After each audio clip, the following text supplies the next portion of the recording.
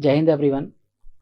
My name is Abhishek Gupta and I am working as an assistant professor in Ajay Kumar Garg Engineering College in Mechanical Engineering Department. Today I will cover one of the topic of material science subject, which is phase diagram. These are some of the terminologies which we will discuss today. Firstly, we will discuss what is actually the phase, then different phase solutions, what are the solid solutions, what are the intermediate alloy phases, then what there is one rule which is known as Home-Rothery rule, which actually defines that how a solution has been made. Then further on we will discuss Gibbs phase diagram, equilibrium phase diagram, that is unary phase diagram, different types of cooling curves, binary phase diagram, and in the last we will discuss about the lever arm principle. So coming on to the thermodynamics. In thermodynamics, firstly we will discuss what is actually the system. System is actually the isolated body which is isolated from its surrounding. So a substance or a group of substances, if isolated from its surrounding,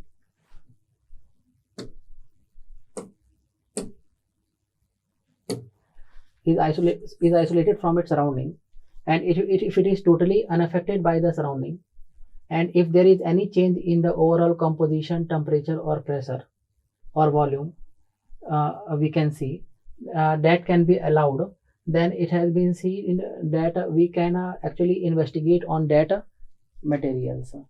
If a substance or a system of substance so isolated from its surrounding that it is totally unaffected by the surrounding, even if there is some change has been seen in composition, temperature or pressure, in spite of these changes, if the system doesn't have is seeing no effect from their surrounding, then that concentrated object or the particular material is defined as the system. The system can be either it can be solid, liquid or gases, or it can be their combinations like solid liquid or liquid solid or liquid gases. These systems will be either will be the metals, non-metals separately, or it can be in the combined forms. Coming on to the phases. Phases is a substance or a portion of matter which is homogeneous in nature, physically distinct and mechanically separable. So physically distinct and mechanically separable, it means that the phases will have certain boundary, and that boundaries actually separate different phases in a different manner. So this phase boundary actually separate the phases. There are different phases, and based upon different phases, their naming and symbols has been given, like alpha phase, beta phase and gamma phase. So you can see that this is the starch rich phase, which actually shows the diagram.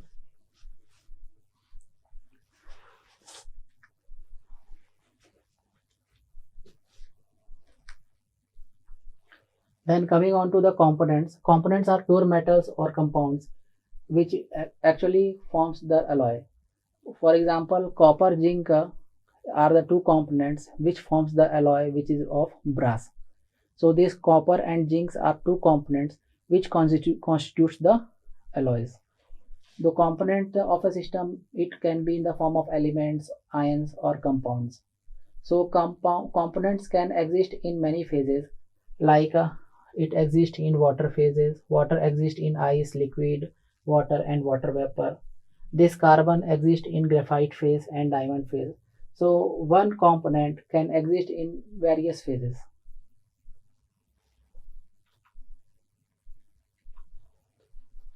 So coming on to the equilibrium, this phase diagram is also known as equilibrium diagram, and equilibrium is only achieved when the system is in the state of minimum free energy under overall composition, temperature, pressure and overall volume.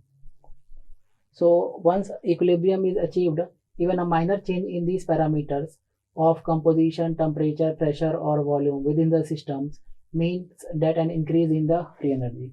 If you will see that even a smaller change you will see in composition, temperature, pressure, then due to these changes you can see that the minimum free energy is going to be rise.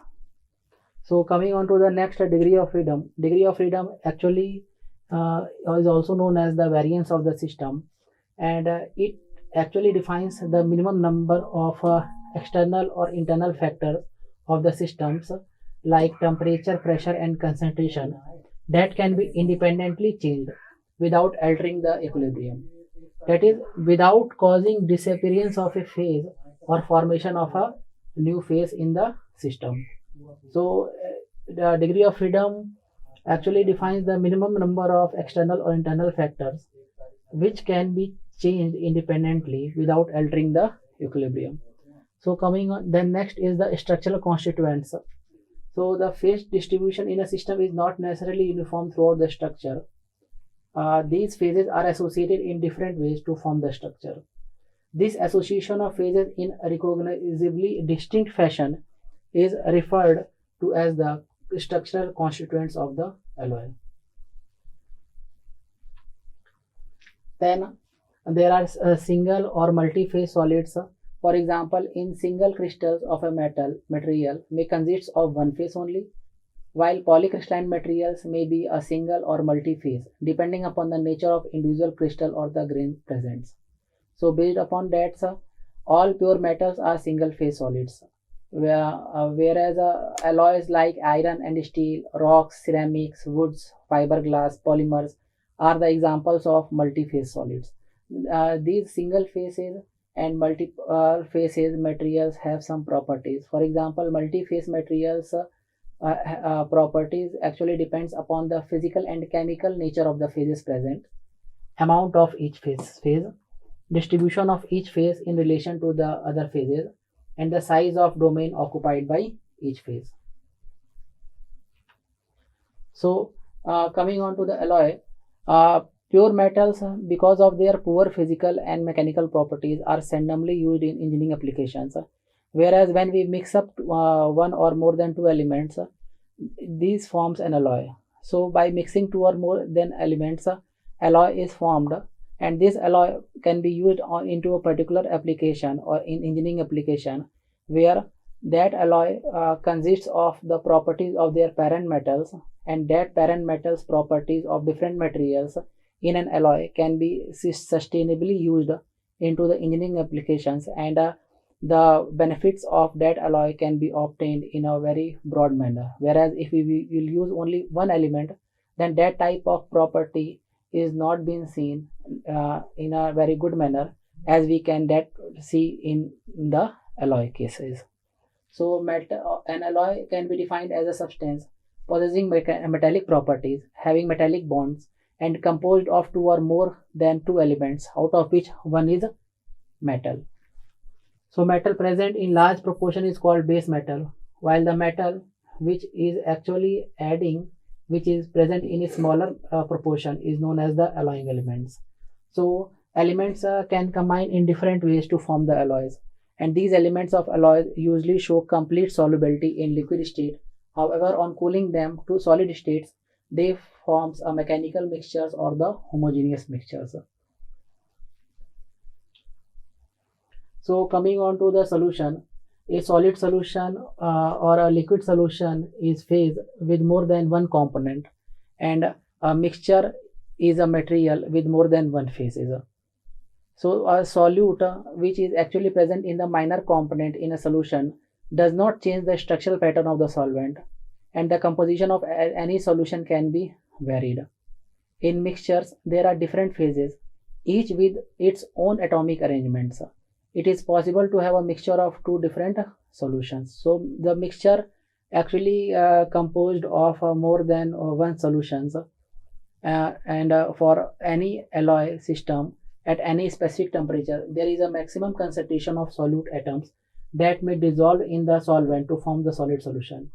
So you can consider the example of sugar and water. When you add sugar in water, then there is some solubility limit up to which that sugar can be dissolved in the water. Then we can see that at a particular temperature, the solubility of sugar, the sugar doesn't gets dissolved in water. So so at that temperature and at that moment, we can say that This is the solubility limit of the sugar in water. If you want to increase the solubility limit of sugar in water, then you have to increase the temperature. Based upon increasing the temperature, you will see that the solubility limits may rise. So addition of solute in excess of this solubility limit results in the formation of another solid solution or compounds that has a distinctly different composition.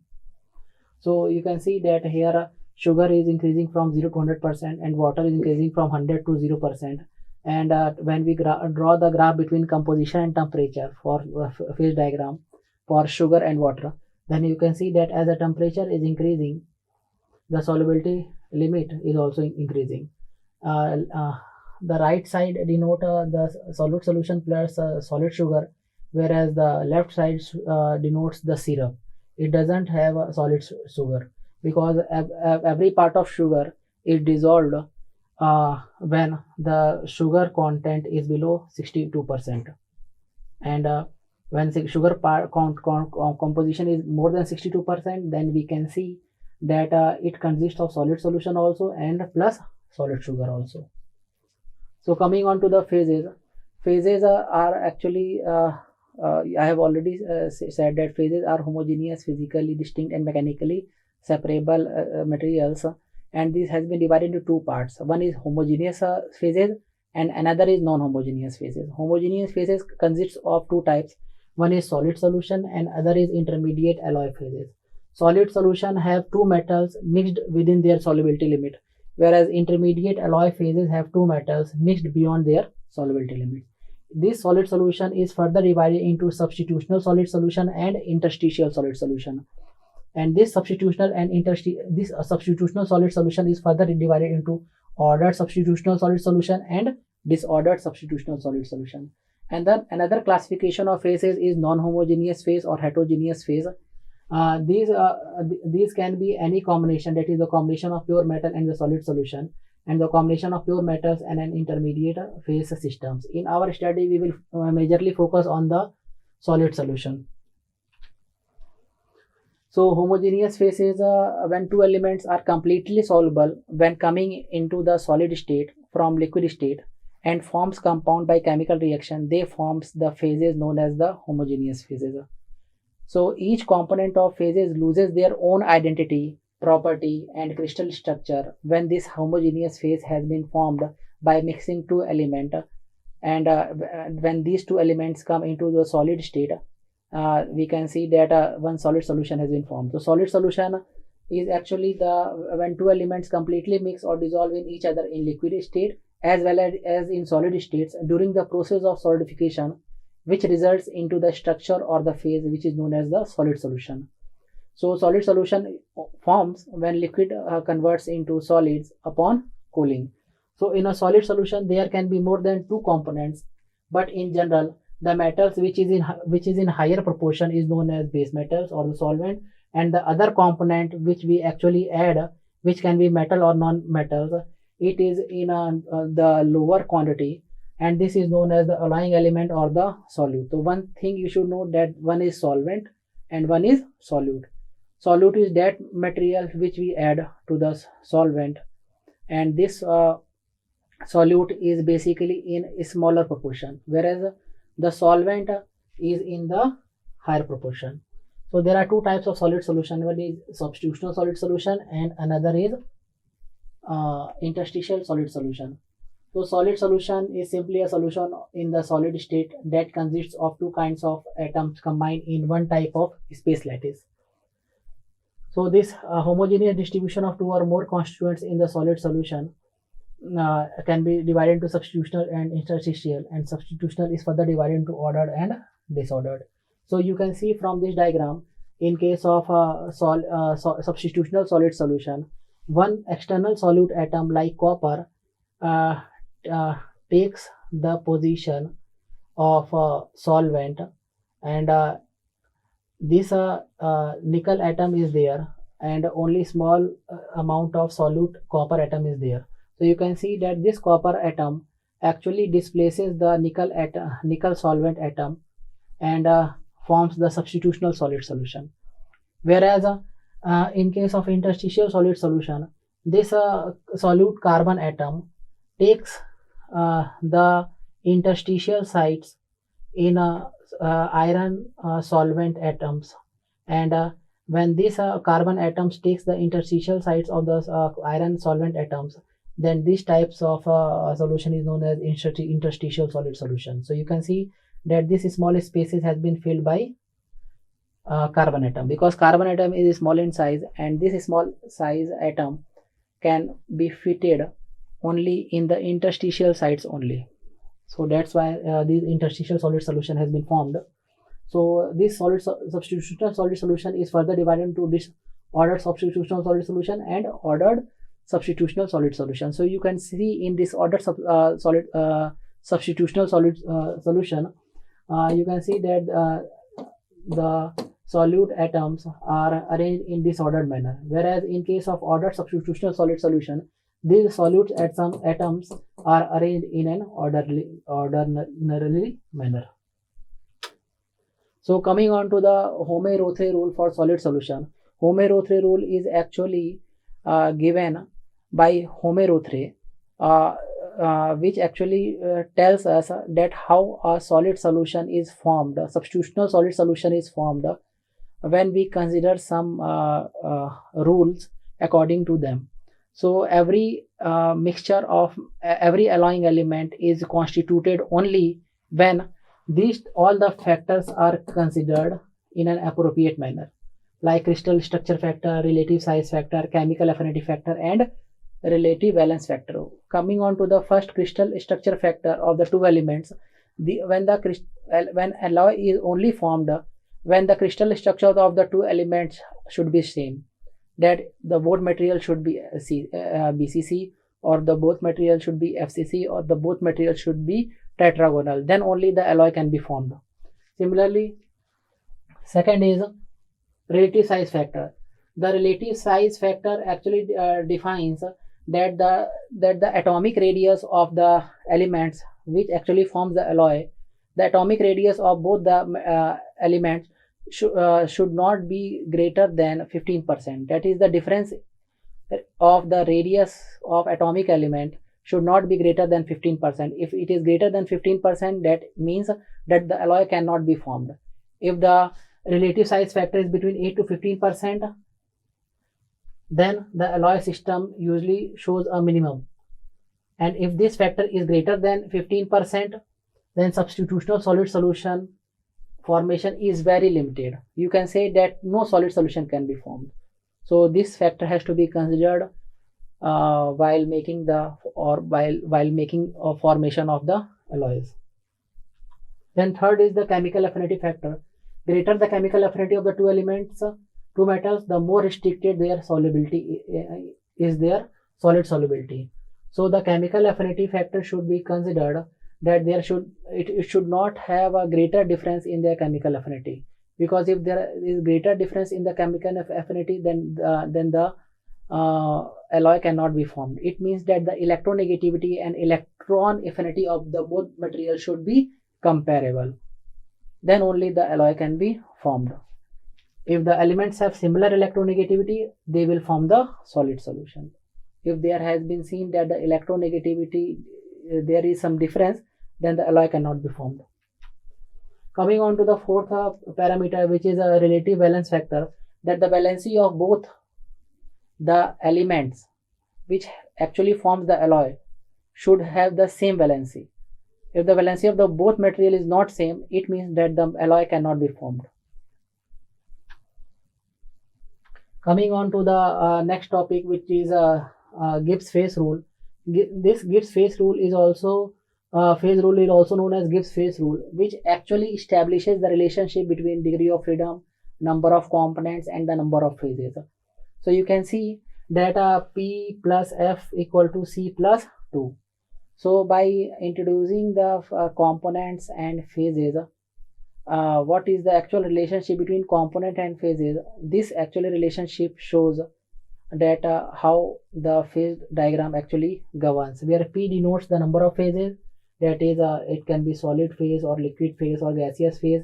F denotes the degree of freedom, that is the number of physical variables, that is pressure, temperature, or concentration, that can be independently changed without altering the equilibrium. that is without causing the disappearance of the phase or the formation of the new phases. So degree of freedom, I have already discussed that it is the independent variables that can be changed independently without altering the equilibrium.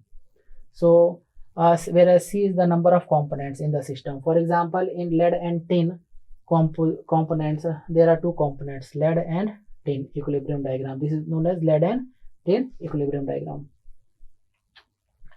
So provided the equilibrium between any two number of phases is not influenced by the gravity or electrical forces or magnetic forces or surface tension, and influenced only by the temperature, pressure and concentration. So you can see that this equilibrium diagram doesn't show any variance by changing the different types of forces like gravity, electrical forces or magnetic forces. The variation can only be seen when there is some changes in the temperature, pressure or concentration. And the number of degree of freedom of a system is related to the number of components and the phases with the help of F equal to C minus P plus 2. So you can see that this is the formula which actually defines the relationship between pressure and this degree of freedom. So if we will fix one parameter like temperature, pressure is fixed like 1 atmosphere, then you can say that there is only one variable, that is temperature, and based upon that this is the formula, F equal to C minus P plus 1. And with the help of this formula you can see that the pressure should be less than or equal to C plus 1, which means that the number of phases cannot exceed the number of components plus 1. So this is the formula for C plus 2 equal to F plus P. If C is 1, then it means unary phase diagram, and C is 2, it means binary phase diagram. And every materials have their solubility limits. So these are the equilibrium phase diagram. Equilibrium phase diagram shows different phases at different composition and temperature under slow cooling. So you can see next, you can see that this is the unary phase diagram, which actually is drawn between temperature and pressure. Every phase diagram is drawn between temperature or composition or temperature or pressure, and this is the unary phase diagram for water. So you can see that water, vapor and ice, all these three different phases coexist at triple point, and this triple point, both three phases are existing. So coming on to the solubility cooling curve, these cooling curve is drawn between temperature and time. Then we can see that as we go on increasing the time and decreasing the temperature, we can see from P to Q, Q to R, R to S, how the solidification of a pure metal has been seen. And in case of B, that is binary solid solution, how it has been varying. And in case of binary tactic solution, how it has been varying. So these are the different cooling curves for pure metals or compound. You can see there. Coming on to the binary phase diagram. Binary phase diagram is actually drawn between the two when the number of component is 2. So you can see there are two components. First is nickel and second is copper. And this is drawn between temperature and time. So when we draw different cooling curves, and when we join different points on this cooling curve, these points, then this curve shows the liquidus curve, and this curve shows the solidus curve, and this is the mushy zone. Above liquidus curve everything is in liquid state, and below solidus curve everything is in solid state. And here 100% nickel is there, and here 100% copper is there. So this is the diagram for bismuth and antimony. There is one tie line which actually defines that how much amount of this is the tie line, and this is the composition line. This composition line actually separates the tie line in two parts. One is OM and second is MP. And this tie lines gives the next principle, which is lever arm rule. And this lever arm rules actually defines that what amount of percentage of liquid or what amount of percentage of solid is actually present at a particular composition line. And this tie lines governs on the principle of seesaw, you can see. So there is one example for tie line, that how the amount of solid phase is present, MP upon OP, this is solid phase, MP upon OP, and for liquid phase, OM upon OP. So for bismuth and antimony, you can see that the solubility is 14 and 62%. When we draw one composition line at 30% bismuth, then we can see that MP upon OP, you can find that the amount of solid phase is 66 by 2 by 3%, and the amount of liquid phase is 33 by 1 by 3%. So with the help of liver phase rule, you can actually find out the proportion of solids corresponding to the length of the segment adjacent to the liquidus line, whereas the fraction of liquids correspond to the length of the segments adjacent to the solidus line.